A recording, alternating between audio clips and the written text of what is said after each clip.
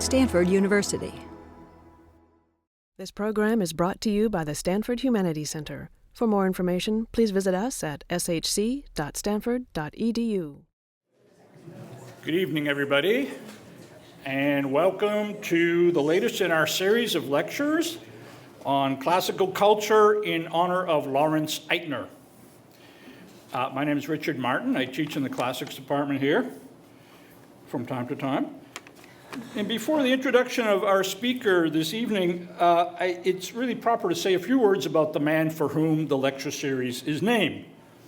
The late Lawrence Eitner was Osgood Hooker Professor Emeritus of Fine Arts at Stanford. He was born in what is now the Czech Republic to Austrian parents, and he spent his early years in Germany before immigrating to the United States at the age of 16. Where he went to Duke University, graduating in 1940, which meant that he immediately went into the Army.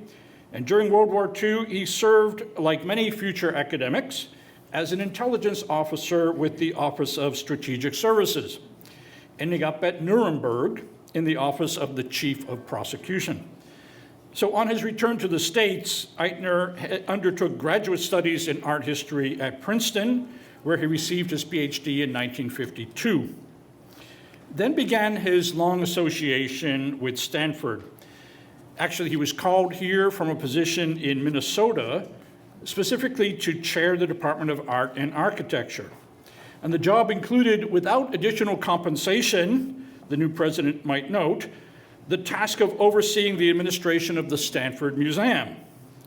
At that time, the museum was less concentrated on art, or perhaps it was more trendily postmodern than anyone ever imagined, because its collections included such material culture objects as a railroad car and a shark head embalmed in glass, the latter which was acquired long before Damien Hirst was even born.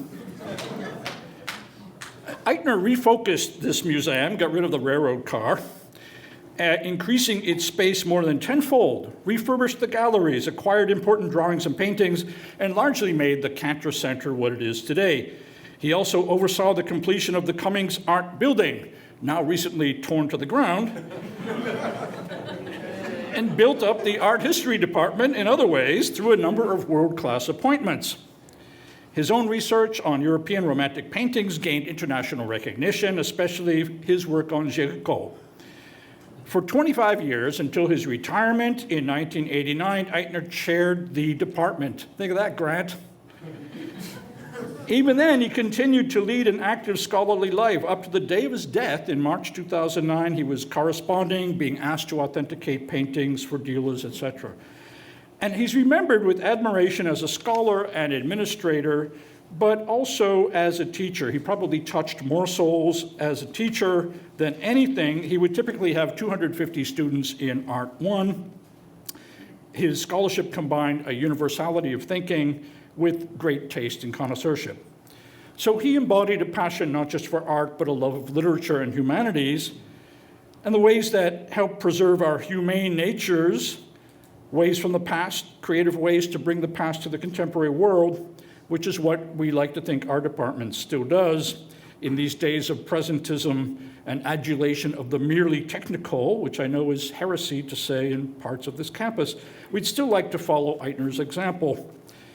It was in his spirit that the department set out 10 years ago to commemorate him in the Eitner lectures, and the inspiration and essential support for that came from Peter and Lindsay Joost. And I'm pleased once again to be able to acknowledge them this evening for their foresight and their ongoing wonderful commitment. Thank you, Peter and Lindsay. Our speaker tonight joins a long line of internationally renowned scholars who have lectured under the Eitner aegis on the values and problematics of classical culture, and so it's my pleasure now to turn over to my colleague in classics, Rush Rim, the enviable task of introducing our speaker.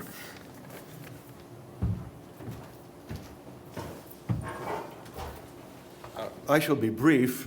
It is an extraordinary honor to introduce Edith Hall. I don't know if any of you were awakened last night by the storm, but where I lived, it was extraordinary. Thunder, lightning, rain like I haven't heard in where I live in a long time. And I woke up and I thought, Edith is coming. She's held several positions in universities at Reading, Durham, Royal College Holloway, currently University College London, also at Oxford and Cambridge. And she has done more than anyone I know to help us rethink Greek tragedy, ancient performance, cultural receptivity, the dynamics of cultural reception, and her list of publications is absolutely unbelievable. I will just name a few of them. She's edited any number of volumes. A couple of them I've actually had the good fortune to contribute to. Agamemnon in Performance, Aristophanes in Performance, Medea in Performance. She's written on a groundbreaking book on the Persians and the idea of the barbarian. She's written a new book on, well, relatively new, on Iphigenia among the Taurians. She's written books on slavery, on the reception of classics in Great Britain and also in India. I mean, the list is extraordinary. I don't know anyone with the range of intelligence, the profligacy of mind, the almost anything you pick up of Edith is really, really worth reading. I wrote a review of one of the books she edited, and I found much of the book unimpressive, except her essay, which I said was absolutely required reading for anybody interested in Sophocles. So without further ado, let me just introduce one of the really wonderful, dynamic, amazing, intelligent classicists. We're so lucky to have her here, Edith Hall.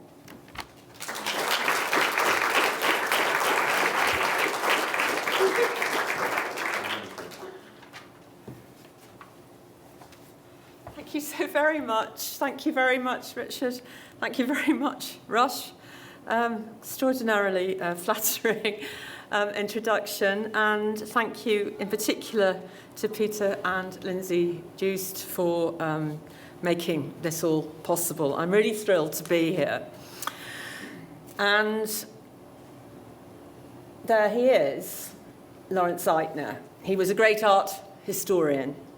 And it's to pay his memory respect that I'm actually going to begin. He's looking at a bust with Aristotle, with the bust of Homer, now in the Metropolitan Museum of Art. Rembrandt painted it in 1653 for Antonio Ruffo, a Sicilian aristocratic collector, and it solicited myriad interpretations. Beside the standing philosopher and the bust of the ancient Greek poet, who composed, of course, the epic Iliad and Odyssey, Rembrandt has included other ingredients. There's a medallion suspended from the heavy gold chain, adorned with the head of Alexander the Great, Aristotle's student and patron. So what's going on here? Is the ruminating philosopher contrasting material and spiritual values, or comparing art with other forms of intellectual activity, science and philosophy? Or is the primary interest that Homer is blind, while Aristotle, who's touching him but not looking quite directly at him, was a natural scientist who favoured an empirical method? I tend to agree with those art historians who think that Aristotle's attitude of mental abstraction is contrived to suggest that his thoughts are directed not simply to the sculpture's superficial appearance, but also to its causes, or to Homer, or to the question of causation itself.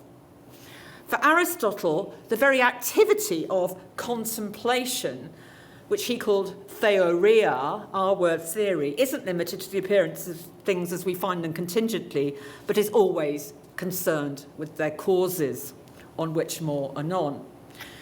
In his metaphysics, Aristotle repeatedly uses works of sculpture when trying to illustrate what he means by causes. And his focus on the visual arts in his metaphysics inevitably drew the interest of artists like Rembrandt.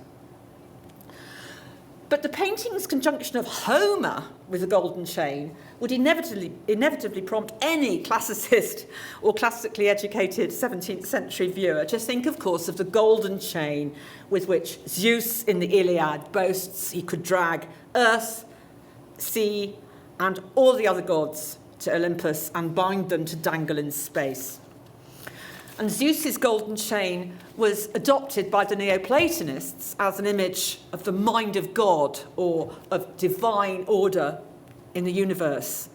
Bacon and other 16th and 17th century thinkers used it as an image of philosophy or dialectic reason, as well as of cosmology. But in 1650, just 3 years before Rembrandt painted this picture, renowned classicist and fellow Dutchman Gerhard Johann Vossius suggested a new interpretation. Wonderful new interpretation. For Vossius, the chain represented the interrelationship of all the arts and sciences. The chain which connects the knowledge of particulars in the separate fields is, of course, the chain of philosophy. So in this lecture, I want to think about the interconnectedness of all the arts and sciences as represented, of course, by the activities at Stanford University with its unusual emphasis on interdisciplinary research, and the vision of its founders, Jane and Leland Stanford, which I gather is being celebrated for its 125th anniversary this very year. They, having lost their only son, were determined to help fulfill the potential of as many other young people as possible. Now, and potential is a key word in this lecture. Since I can't link all the arts and sciences together with a cosmic chain, nor indeed one bestowed on me by Alexander the Great, then I can at least try to do it with a 21st century celebration of Aristotle's towering achievements and with thoughts about how we can benefit from one of his most extraordinary ideas, which is potentiality, dunamis, dynamite, Aristotelian dynamite. In Leland Stanford's fourth Senate speech on behalf of his land loan bill, he supported his progressive case with questions from political theorists, including Aristotle, as well as Benjamin Franklin, David Hume, and John Stuart Mill. And this year, come July, will mark another very important anniversary, Aristotle's 2,400th birthday. In Stagira, in 384 BC. Stagira is the eastern prong of the triple peninsula of Chalkidiki in the northern Aegean, and there will be celebrations around his statue there. Actually, I'm going in April to do some reconnoitring. Now, Aristotle is today, of course, an extraordinarily controversial figure, and Josh Ober is one of the biggest experts on just why he's so controversial. His historically contingent ideas about women, slaves, empires, and elites, excised from the context of their expression in his politics, especially Book 1, have received a very great deal of criticism, quite rightly, from feminists and civil rights activists. But these unconscionable views must surely not be allowed to eclipse his monumental achievements in other fields. He wrote over 150 treatises which changed intellectual history forever. We are all Aristotelians in some way or another, in the way we think. There are, of course, many aspects of him to emulate. He didn't patronise people with whom he disagreed. He even talks respectfully about pre-scientific thinkers on the mythical origins of the universe because he got it that their works were attempts at an explanation of first principles. Although he was quite clear that religion could be used by despots to manipulate their subjects, he was unlike some more polemical thinkers of his time in that he didn't regard the practice of religion, doing religion as a verb, piety, with contempt. And he saw no contradiction, and I find this very appealing, between looking for scientific explanations of the things in the universe and assuming that there was a disinterested divinity, his unmoved mover, beyond human ken. In fact, he seems to have sensed a relationship, well before Stephen Hawkins, between sort of divinity and the concept of the active intellect, a sense underlying his accounts of how the human intellect develops from its original unthinking state in On the Soul and Metaphysics. It's not actually completely clear whether his concept of the active intellect is inherent in humans or somehow externally operating on them, but he did see some link between the active intellect, human intellectual potential, when actualized, with the unmoved mover and therefore with God. And his reception, at least until the Renaissance, offers us a paradigm for emphasizing what Western and Arabic intellectual traditions have in common. His metaphysics, in particular when translated into Arabic, was instrumental in the foundation of falsafa, Arabic philosophy, in the 9th century, and elicited a massive commentary by the Spanish Arab philosopher Ibn Rashid, Averroes, studied avidly in the West as well. And just as valuable for us to think about is his identification of the primary goal of human life with individual mental fulfillment and virtue-based happiness. However we like to translate eudaimonia, I often think it needs to be translated as competence, just doing things well. And responsibility to the whole community rather than with wealth acquisition. Aristotle approved of a certain amount of distributive economic justice. He understood that poverty is the cause or a cause of revolution and crime. But the achievement I want to focus on in the first half of the lecture, after a biographical sketch, is Aristotle's transcendence of the distinction between research in different fields. And this will lead us into the discussion towards the end of his unique concept of the dunamis, the dynamite, the potentiality within things, and how that concept might enrich deliberation about the education of all our citizens in our increasingly globalized village. Now, in 1959, the year I was born, the physical chemist and novelist C.P. Snow delivered the Reed Lecture at Cambridge. And he lamented the gulf yawning between the two worlds. He called them galaxies, constituting the sciences and the arts plus humanities, respectively. Literary intellectuals, he said, at one pole, at the other scientists, and between the two a gulf of mutual incomprehension, sometimes hostility and dislike, most of all lack of understanding.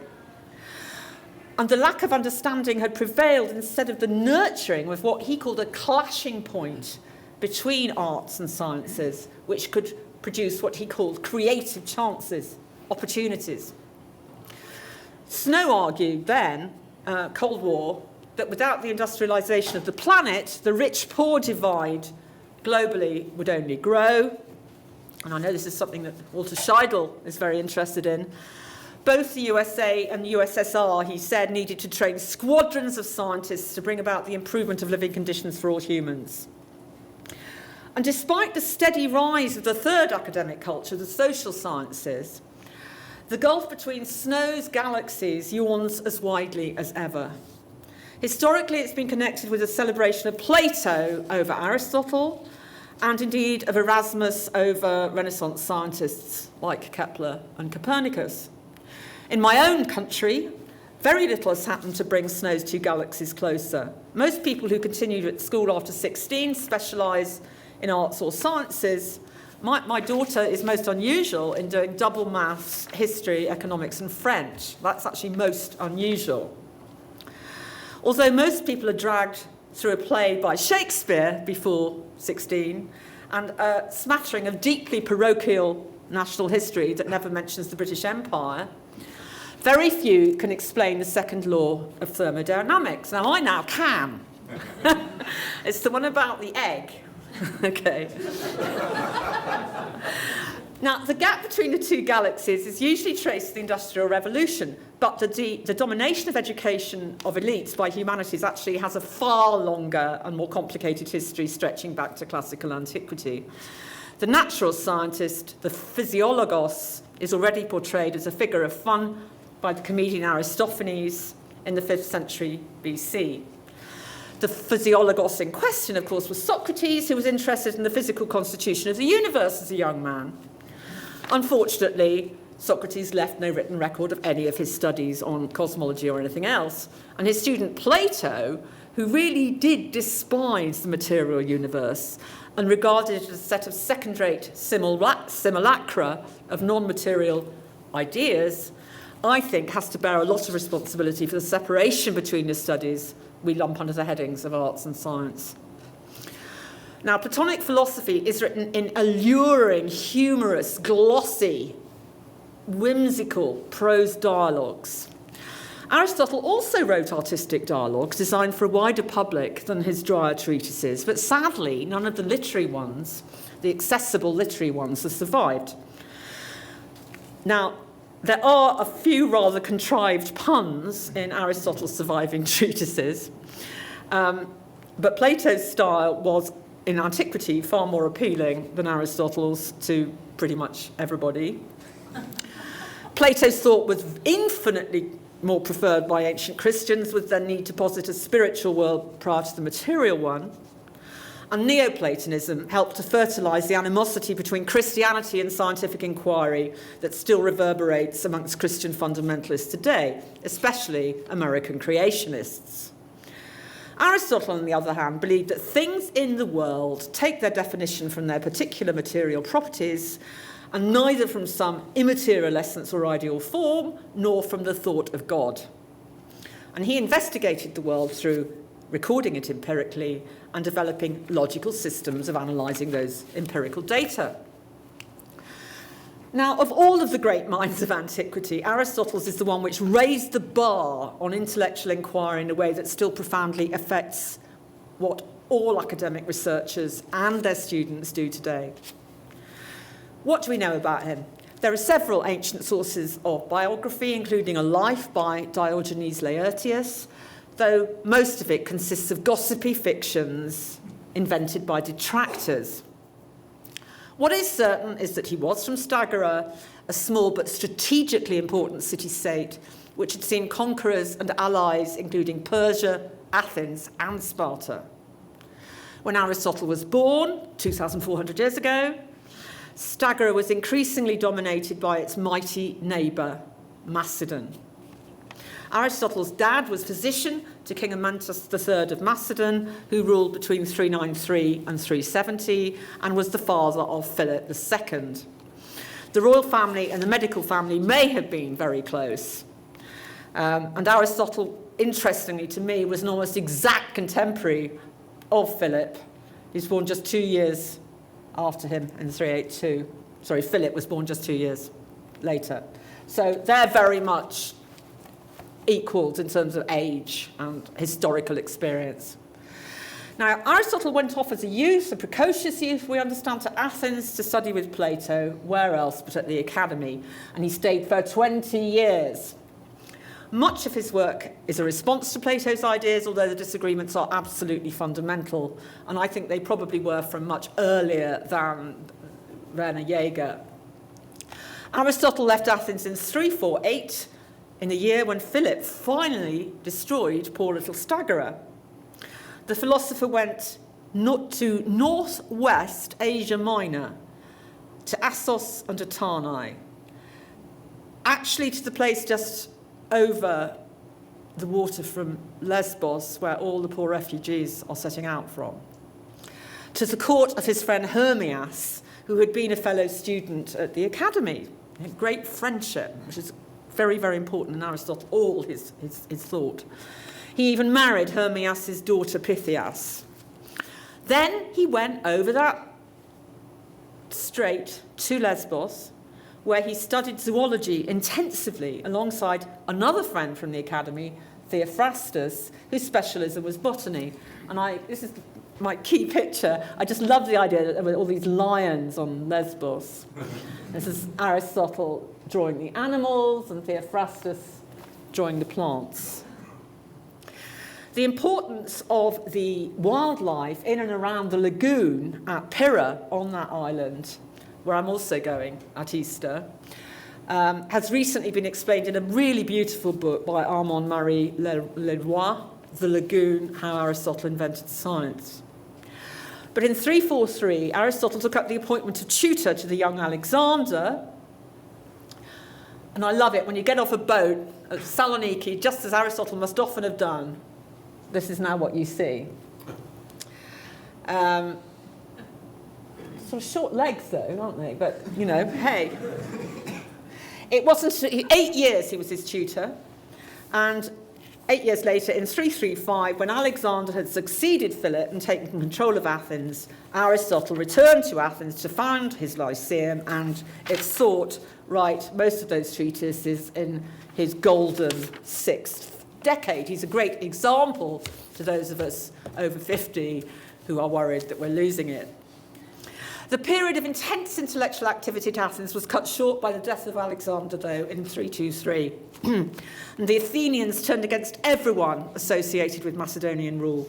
Aristotle sensed danger and seems to have been charged with failing to honour the gods, a political move probably, rather than a religious one, and he escaped the family estate which belonged to his mother in Euboea, Evia, the very, very long island on the sort of eastern side of the mainland of Greece. And he died the year after, either by natural causes, perhaps stomach cancer, or suicide. The place of his burial isn't known. The medieval travelogue of my compatriot Sir John Mandeville, first printed in 1499, claimed that there was a tomb and a cult, as if for a saint, in Stagira.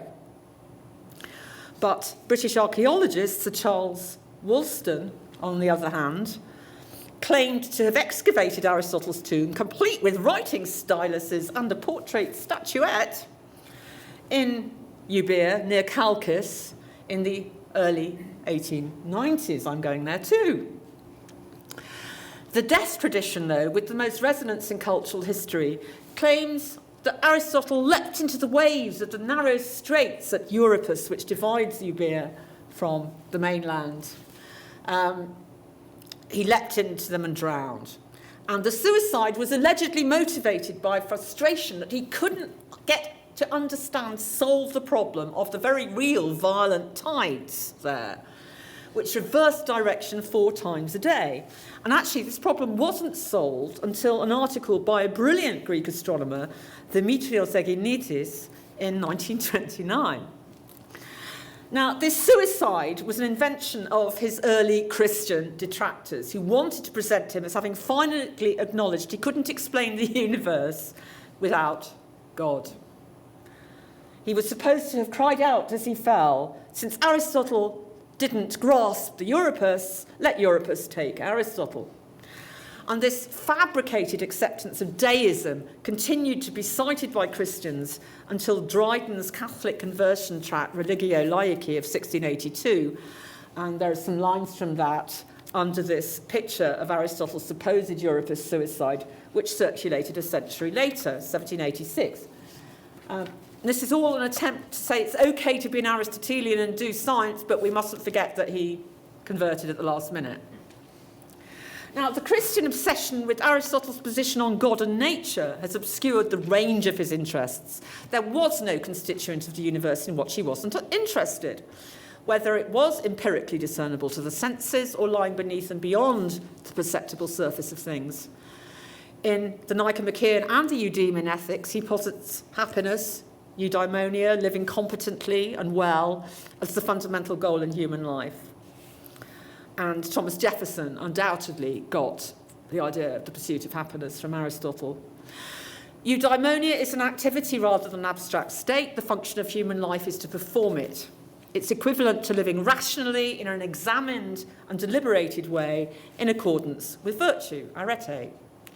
And Aristotle's political theory is an extension of this ethical position to the whole community or city-state, since happiness, living well and competently together, is the goal of the city-state and the reason for its existence.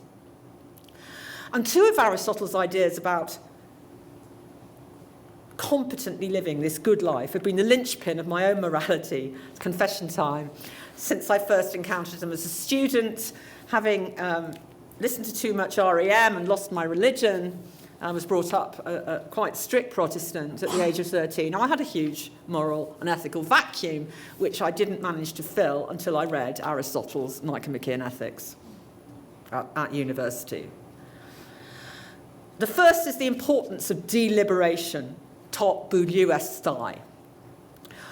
Although because of the element of chance, you can never guarantee that you will make what turns out to be the most advantageous decision when you deliberate, you can guarantee that you've deliberated in the way best equipped to maximise your chances of achieving the most advantageous outcome.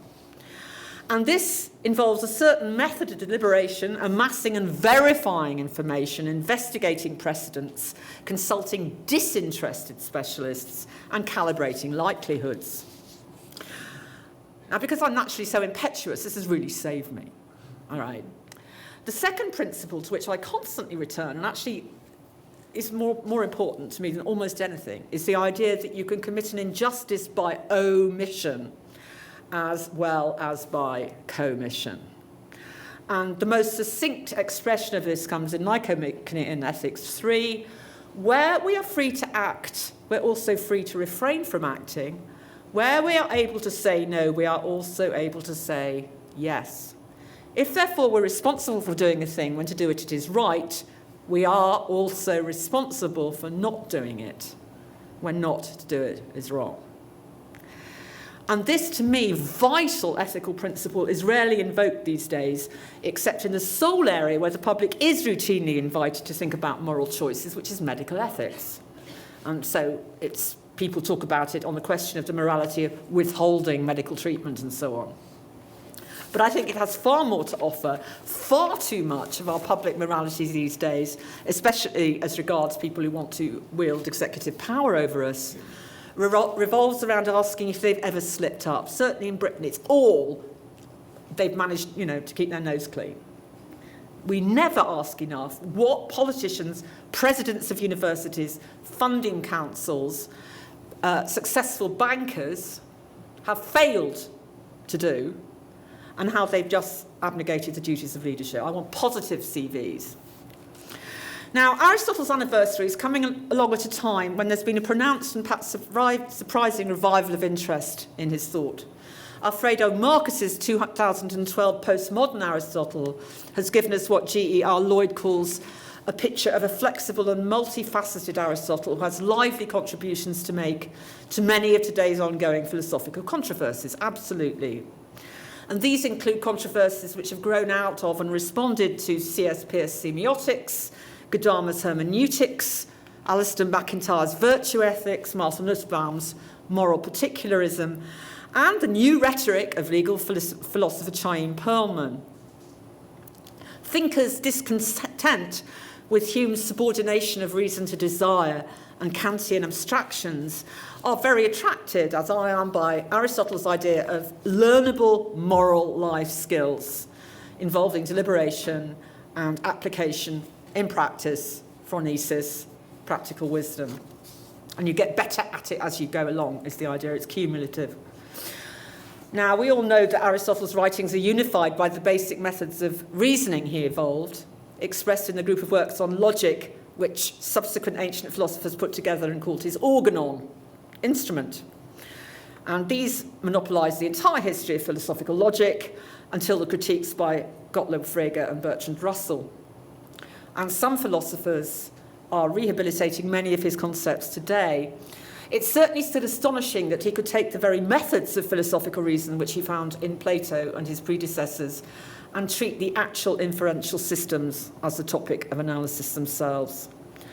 He wasn't only interested in what made the world work in the way it did, but in the exact form of arguments on which thinkers based their conclusions about the world. So philosophy itself had become the object of philosophical analysis.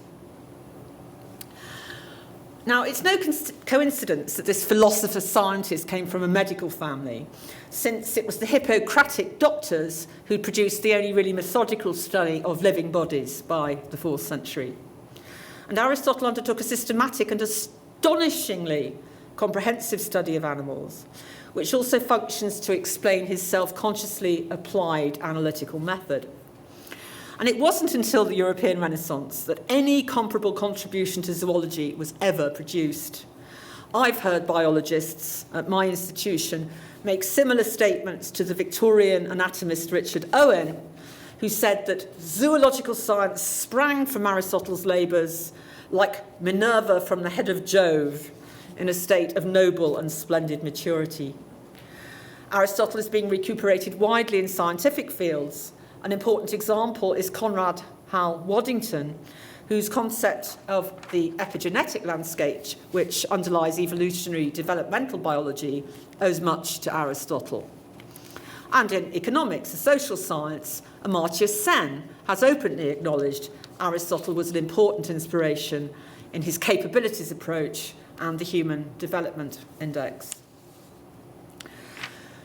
Aristotle's multidisciplinary treatises contain dazzling moments of what I think might better be called transdisciplinary thought, where we indeed see a creative opportunity produced by Snow's idea of the clashing point between the galaxies. Aristotle took an intense interest in the world around him and practical crafts, which I find very touching.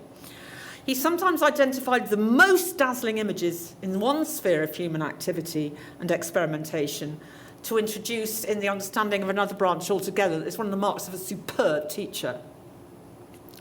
My favourite of all is probably his illustration of epieikeia, or equity, in the legal sphere. And he said that equity functions like the special kind of measuring instrument, or ruler, used by builders on Lesbos. And he's seen builders on Lesbos, and he's explaining a jurisprudential idea. He says that equity functions like this. It's made out of lead. And although the measure of distance or angle remains in one sense fixed, as laws need to if they've been made out of long thinking about generalities, but in another sense it's adaptable and can bend itself to suit the precise shape of the stone. It's dazzling. The first time I realised that as a specialist in literature, I couldn't afford to ignore Aristotle, the practical scientist, came in the Poetics.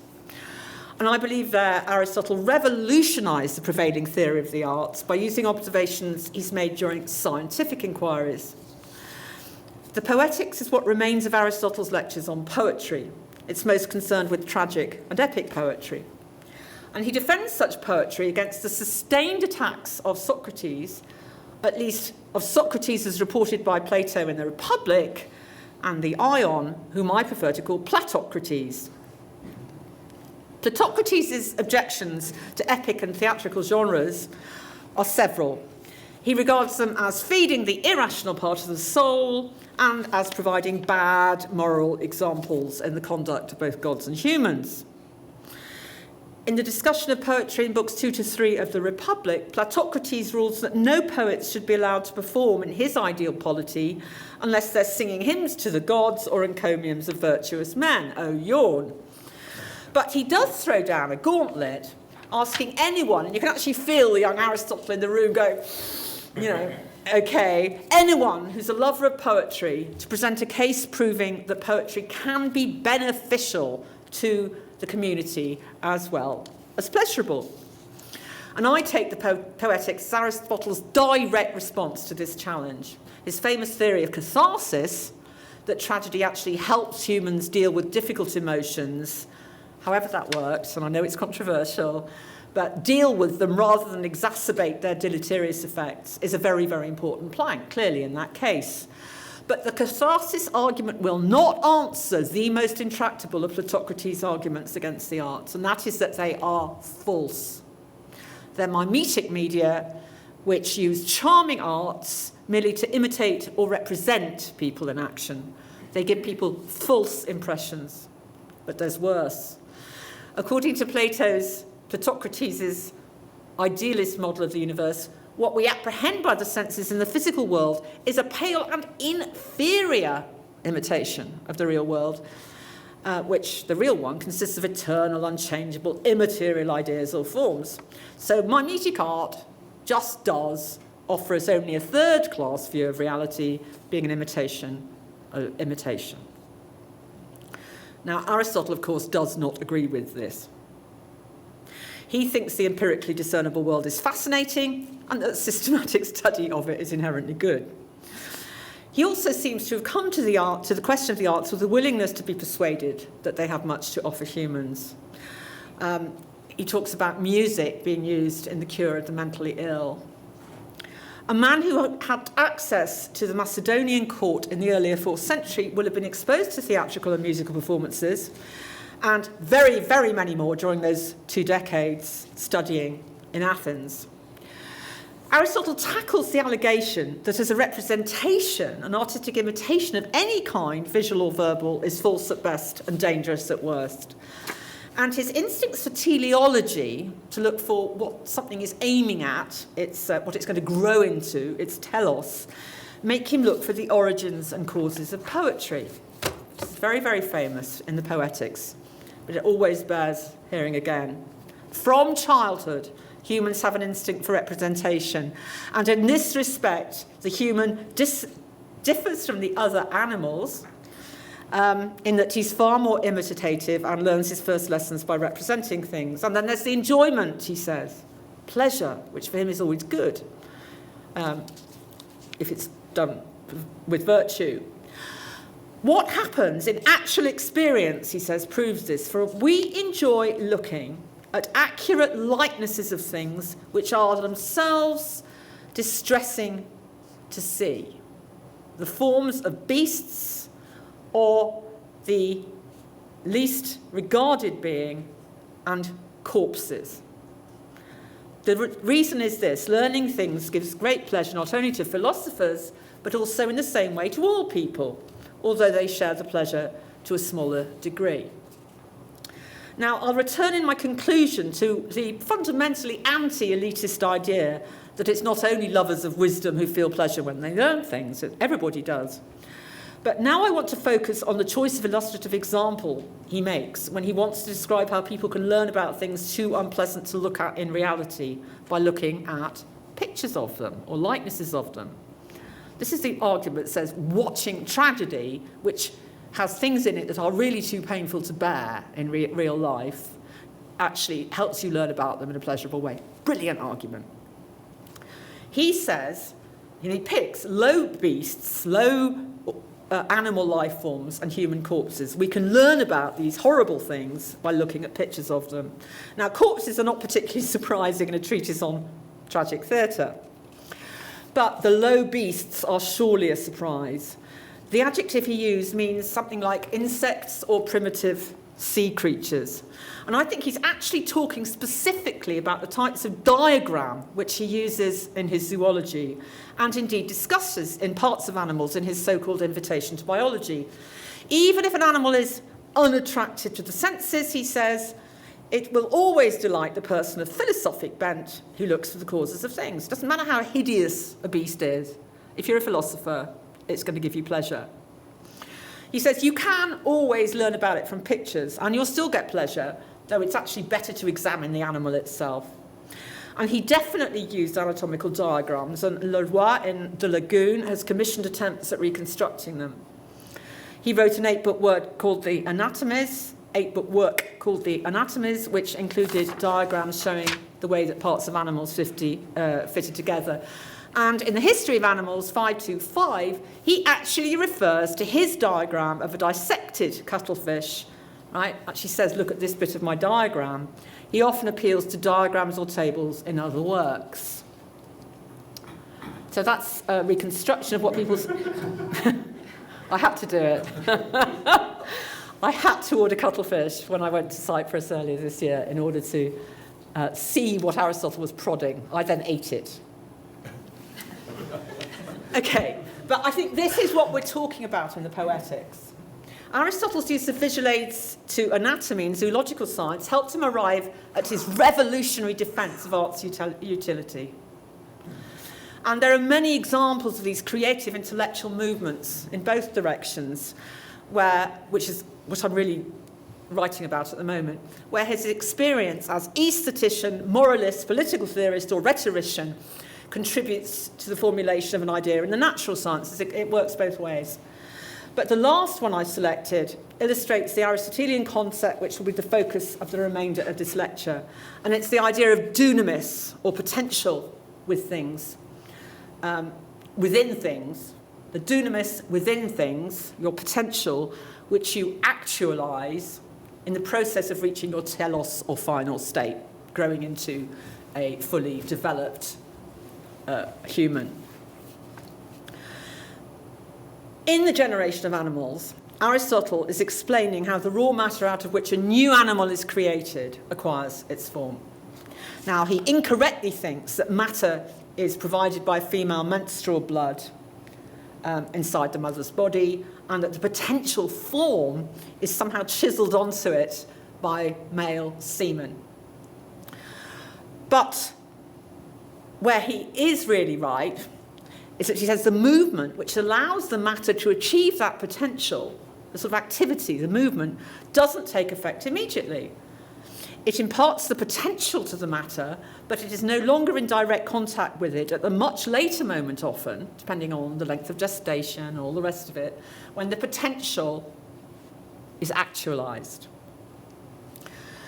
Semen contains within it the movement which was set in motion by the mover, so the dad. The motion can move something else, which moves something else, and eventually you'll get a new animal, maybe a human, depending. Okay, so we've got this idea of a delayed potential taking form.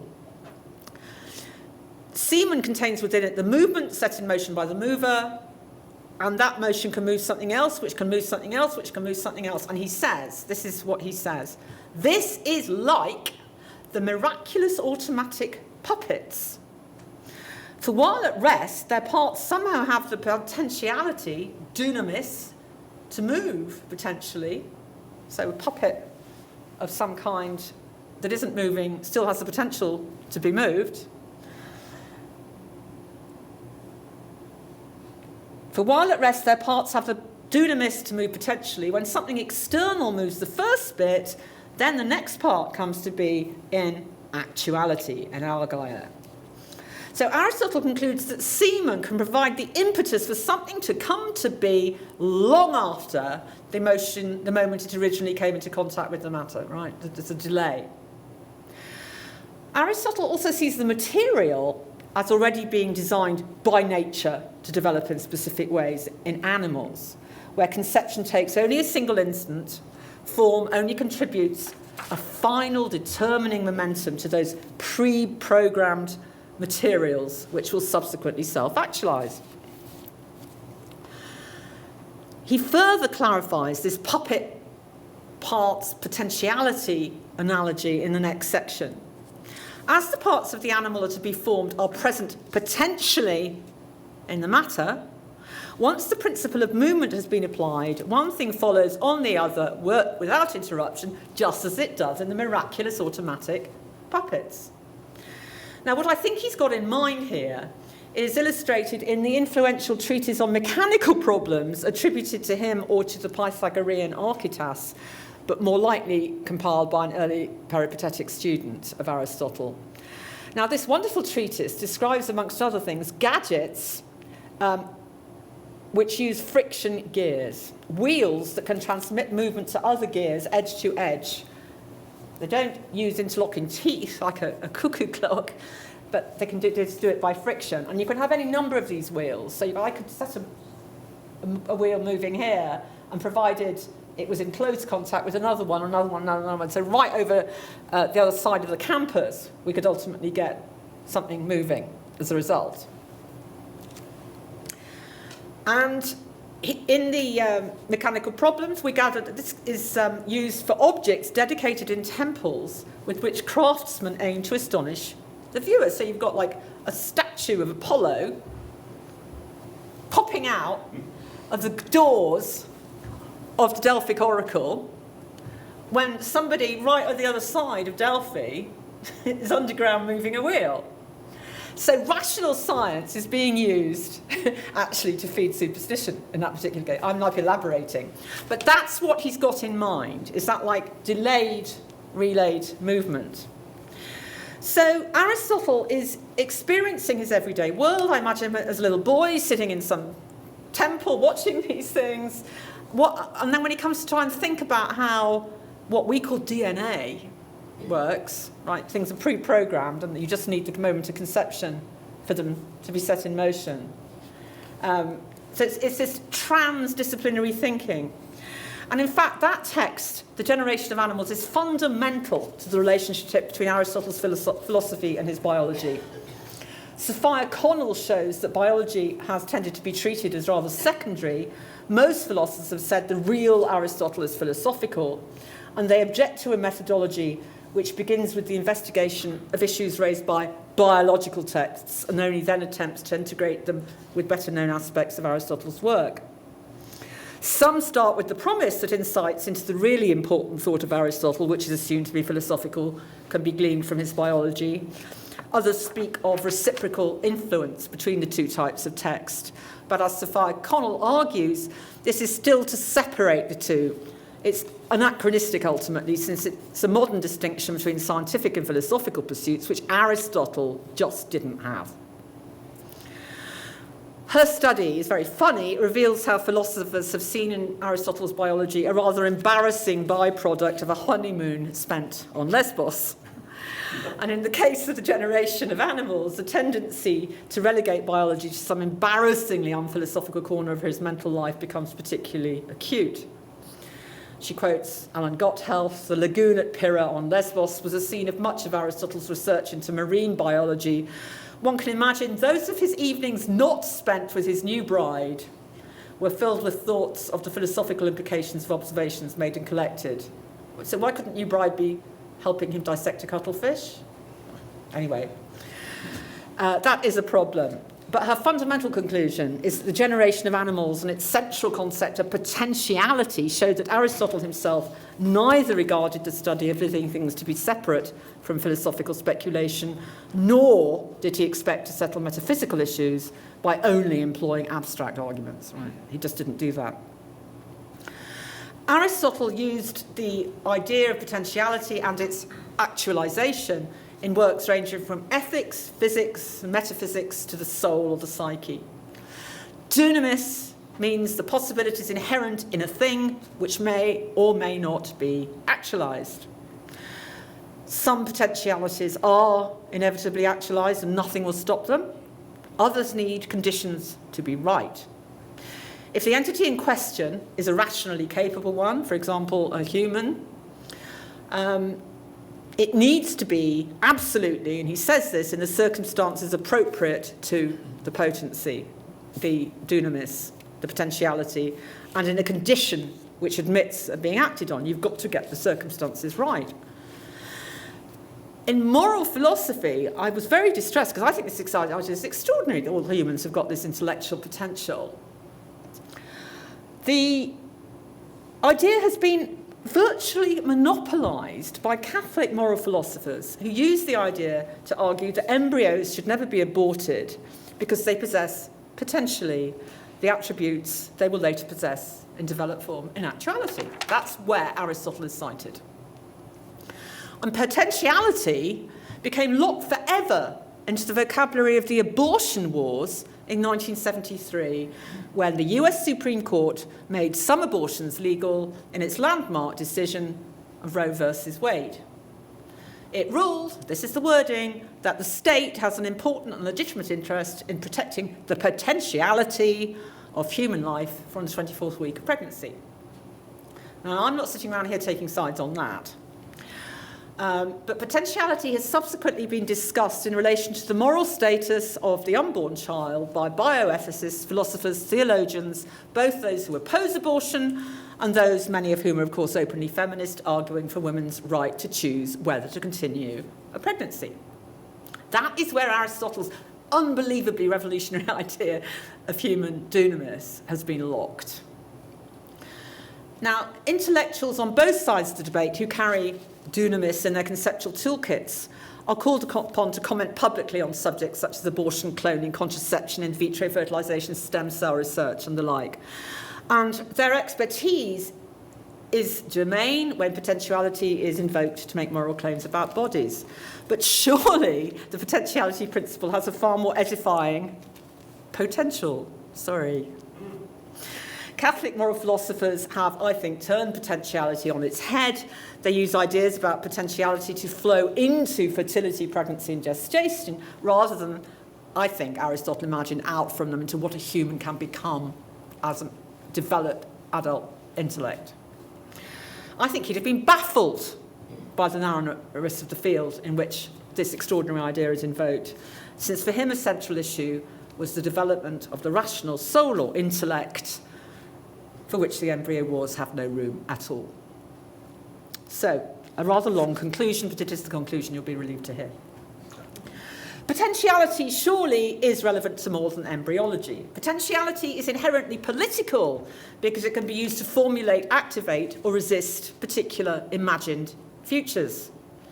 Humans who've been born also have potentiality, and they've travelled much further along the road to the development of their rational intellect than embryos under 23 weeks old.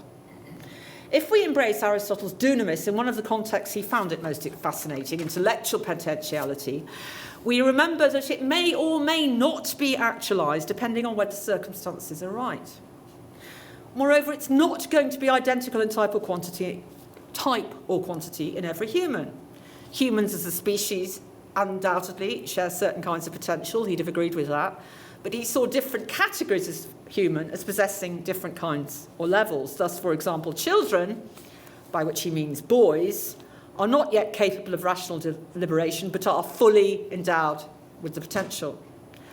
Women's capacity for deliberation lacks an essential ingredient, its ability to steer itself, and remains underdeveloped. Slaves don't possess it at all. Right.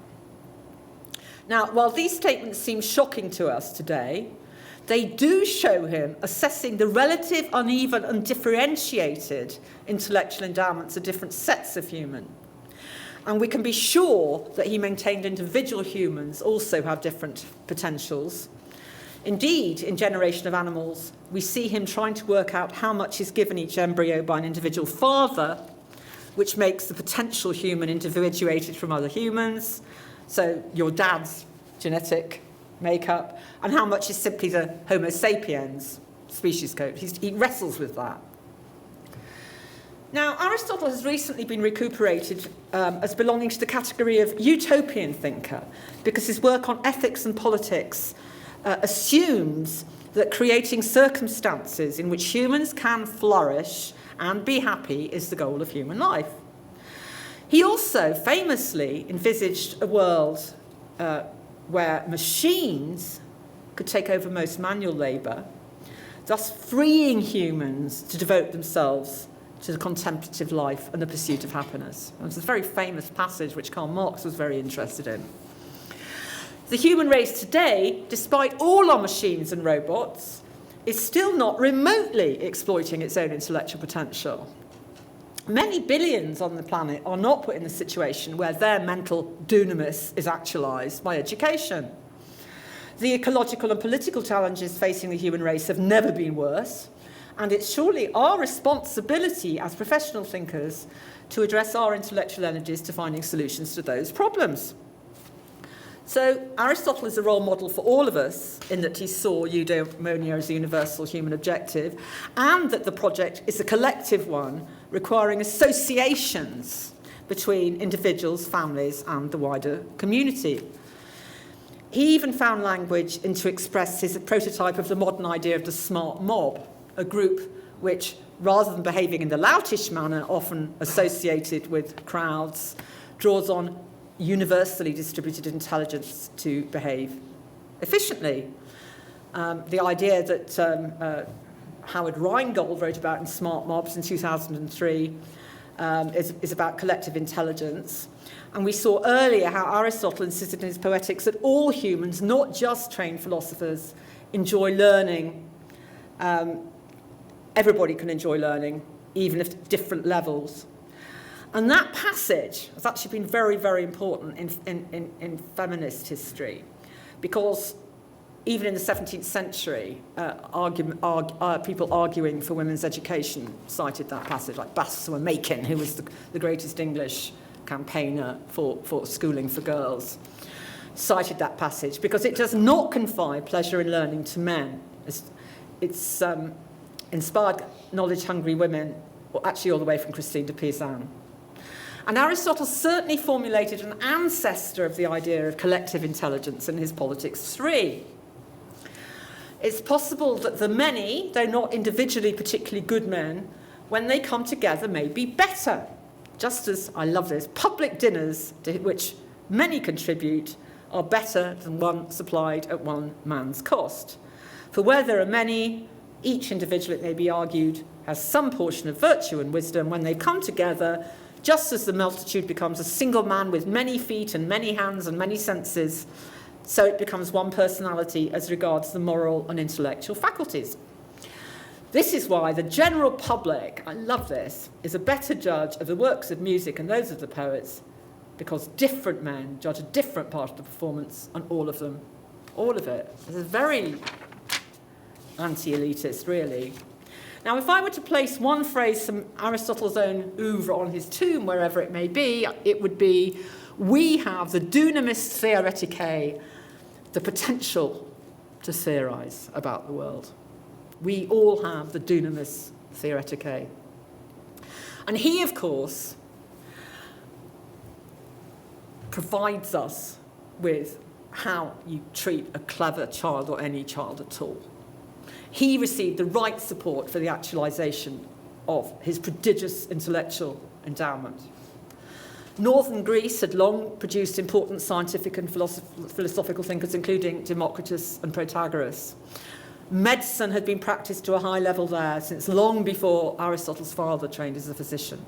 As he grew to adulthood, he had contact with the Macedonian court, to which the kings invited the most innovative inventors, scientists, shipwrights, military experts, and artists in the world. Known world. He studied with the best philosopher of his day at the Academy in Athens. In Lesbos, he lived beside the lagoon and talked to Theophrastus, who actually had great local expertise. He's a lesbian, as a native of that island. Aristotle remained in close contact with Alexander's armies as they went eastward, probably receiving regular reports of natural and social phenomena from his great-grandnephew Callisthenes, who actually went on Alexander's campaign. Aristotle could, and I love this when I really started thinking through it, compare political systems from more direct experience than most people. He'd lived under democracy at Athens, under monarchy with Hermias the tyrant, in Lesbos probably under oligarchy, and after Alexander's conquests had seen a larger empire than ever before come into the hands of just one man. He knew whereof he spoke. Now, did Aristotle ever regret the waste of human intellectual potential in a world where most people's dunamis is never fully actualized, as I certainly do? We don't know. If he wrote a treatise on education, it hasn't survived. What we have of his views is scattered in his ethical, political, and rhetorical works, in particular the 8th book of his Politics. Now, most of this unfinished book is devoted to the precise curriculum which should be offered to upper-class boys. But despite the elitist focus, he sounds intensely modern. He opens with his famous dictum, none will doubt that the legislator should direct his attention above all to the education of youth. The neglect of education does harm to the Constitution. He means education at all levels, from small children through to young adults. He believes it to be of such fundamental importance to the flourishing of the community under any form of constitution that it must be public. We cannot let this be taken over by private interest. Since the end of the city-state as a whole is to ensure that its citizens live the good life, it's manifest, he says, that education should be one and the same for all, that it should be public and not private, not as present, where everyone looks after his own children separately and gives them separate instruction of the sort which he thinks best. The training in things which are of common interest, the koina, should be the same for all. Neither must we suppose that any of the citizens belongs to himself. They belong to the state. They are all part of the state. The care of each part is inseparable from the care of the whole. So all our young people, I think, in the planet should be getting somehow something quite similar in basic education. The training in things which are of common interest In our own society, this would surely include those socio-political and environmental problems which are becoming so urgent. And they should be basically the same for all, so that all can understand the issues and engage in fruitful dialogue with their fellow citizens over them. Oh, I will go back to that. Oh dear, that doesn't work. That was a great Aristotle in that movie. Universal education in the things which concern everyone would mean maximising, I think, the possibility of saving the human race. All those brains out there we're not using and we don't train. All that intellectual talent which is randomly distributed in populations. We are not maximising the possibility of finding individuals with the relevant dunamis to come up with solutions to save us. And by failing to identify and actualise human intellectual potential, we are actually placing shackles on our ankles at the starting line of our race against time. And how much wasted mental potential is out there was very painfully brought home to me at the end of last year in Britain. A report compiled for the government uncovered the appalling statistic that 37% of British working adults say their job is completely pointless. 37% say it's completely pointless. About another 37% says it's pretty pointless. And one of the phrases used was, does it make a meaningful contribution to the world? No.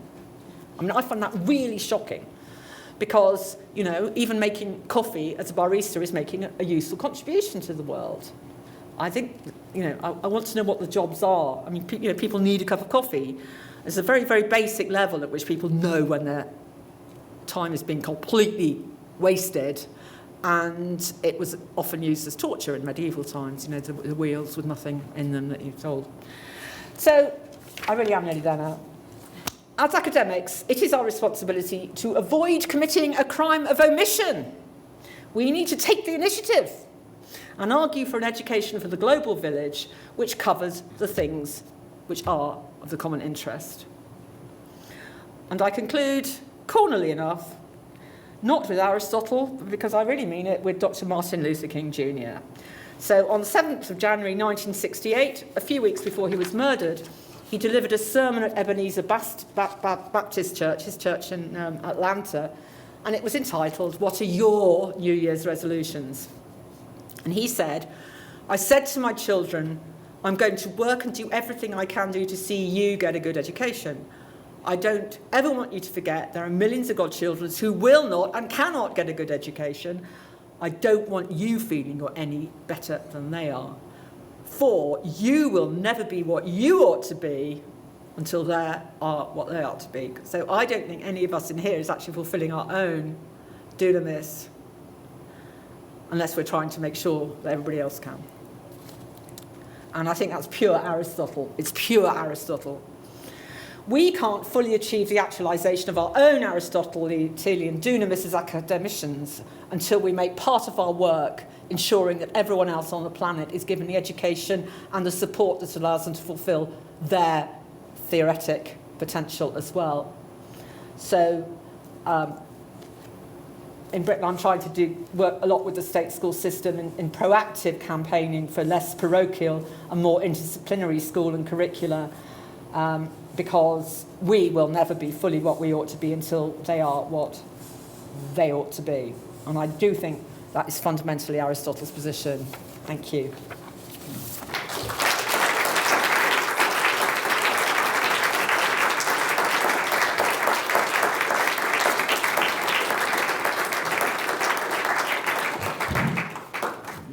Thank you so much, Edith, for inspiring and challenging and wonderful talk. And I'm illustrating the potential for people to ask questions, but if you want to ask a question, you have to come to one of the microphones. Okay, so don't just shut out. You can line up just like the Board of Supervisors. And are you ready? I don't have a question. I'm just illustrating how one asks a question.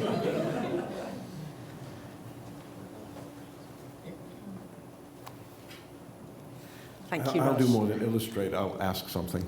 Edith, that was just stunning, and I was so moved by the dynamism of your talk, especially at the end. So my question is rather dull. It has to do with the cuttlefish.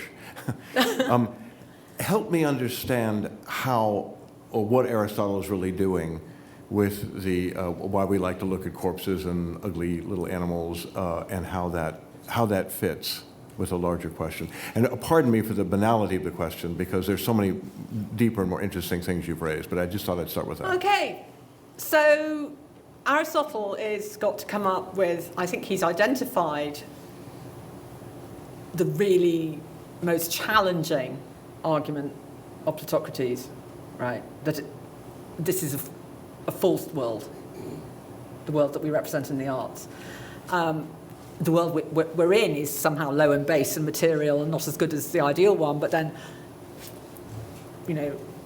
rhapsodes like Ion, or painters or tragedians come along and they do a simulacrum of a simulacrum, and so it's just inherently a bad thing because it's false.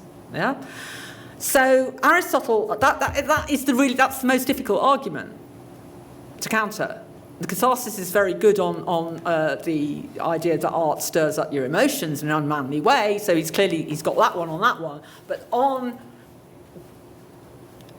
mimetic falsehood, that's a really big deal. And I think he simply realises that he spent long, I think, before he has figured out the poetics, which we know from some of the plays that he mentions, and it can't have been one of his earliest works at all. He's very much reacting to 4th century tragedy.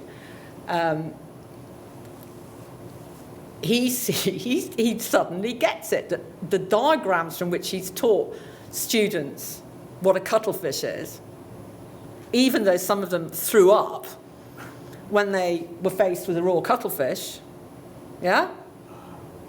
It's just like what happens when you watch suffering in the tragic theatre.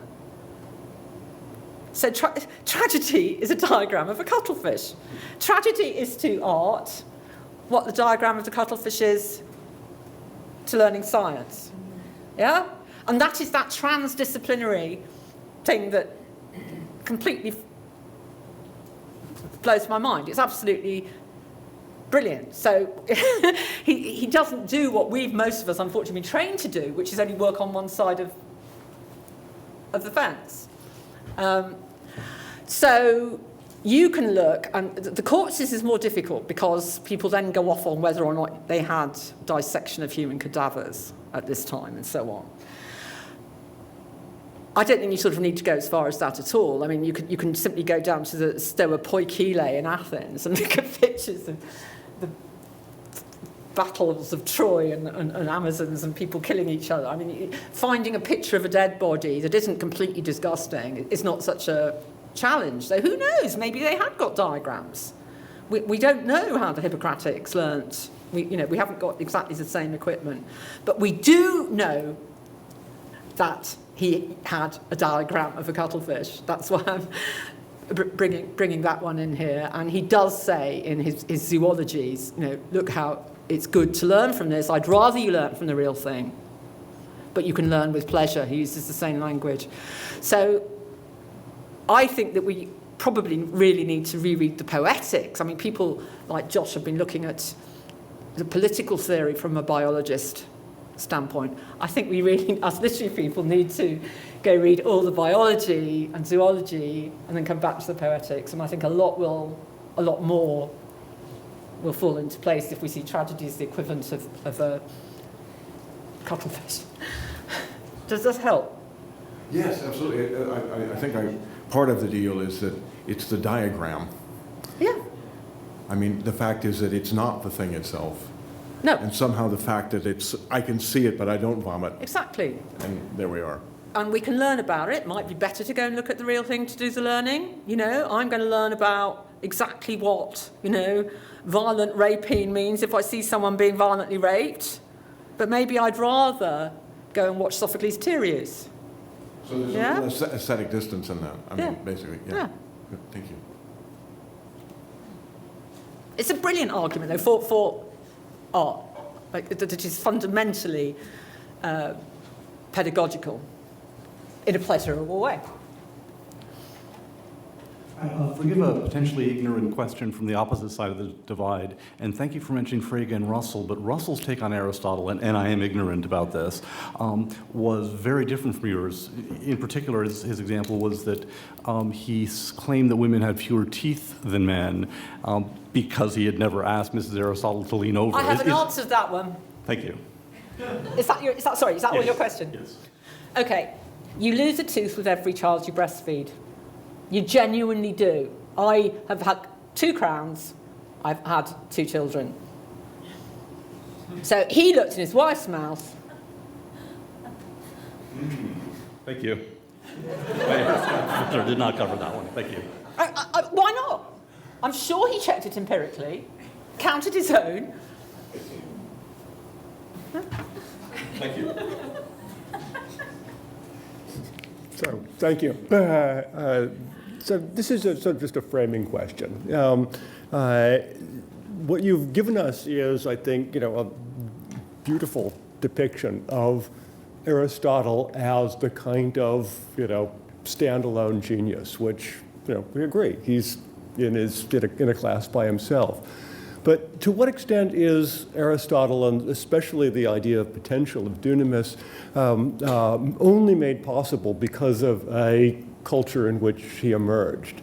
So on the one hand, you could imagine, for example, Thucydides is very interested in dunamis as a concept. Now, I'm not trying to make it one-to-one. Aristotle read Thucydides, there he got the idea. But it's a society, it's a culture in which this idea of trying to abstract from what's actually happening in the world, like an actual war, that people are out killing each other now, and the possibility that makes that war or that special kind of war possible. So Athens has a certain new way of forming itself, I think, for Thucydides, that creates the potential for a level of conflict that the world had never seen before. So he's very interested in not just the way power is being used, in actuality, but how do you create the potential for it? And then just more broadly, Aristotle lives in a world in which, although only a tiny percentage of the actual human potential is being used, it's still a bigger tiny percentage than most societies that he could imagine. So that he has the possibility of becoming a philosopher instead of being a probably very good, but maybe not terrific physician. So to what extent should we think that Aristotle is a spectacular result of a society that had, in fact, made that spectacular result possible? Well, I see two questions there. One is absolutely just in terms of where does his idea of potentiality come from. I think he does use it in a new way. And I think he does think about all organisms as being in a position in time where they're changing in a new dialectical way. But the ideas of to anthropinon from Thucydides, of human nature and without God, we discuss how human history develops without God in it at all, yeah? And of probability. I think it's those two huge, Thucydides actualise what was potential in the Greek language for thinking about those two in a way that clearly they're very, very close in lots of ways. I've often wondered about that because Thucydides spent so long hanging out in Thrace, and I know they couldn't have met time-wise, but you do wonder. So does that answer the bit about Thucydides? Once again, but the other one is just the dialectic of individual genius, and it's the fundamental the difference between French and British Marxism is humanism and anti-humanism. So all French Marxists just say everybody's just a product of the material environment, and their brain is just a set of neural responses, and nobody's sort of any brighter than anybody else. The English left tradition, out of which I come, has always said, well, actually, we think individuals can make a big difference, and it's the sort of interaction of them. But what I really just believe is that individuals can be utterly wrecked if they're not put in the right opportunities. And that's so I just like the fact that Aristotle his own life embodies how you give as much advantage as you can to somebody with egregious intellectual talent. But there probably were another 20 Aristotles out there. Does that? Yeah, that's great, thank you. I think he was an exceptional person. I mean, a lot of people don't like him. I like reading him. And when I read, when you read On the Soul, where he's just trying to figure out the difference between random memories and sustained acts of recollection with you just think you're talking to someone in the next room. It's just, to have the description of what it's like to be inside his head like that. It's the most blindingly immediate contact I have ever had with antiquity, actually. Just him sitting there saying, what am I doing when I'm remembering? Yeah.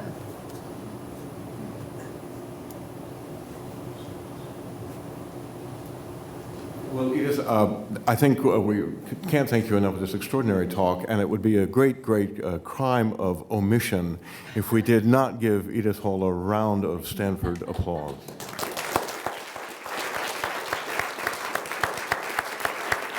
This program is brought to you by the Stanford Humanities Center. For more information, please visit us at shc.stanford.edu.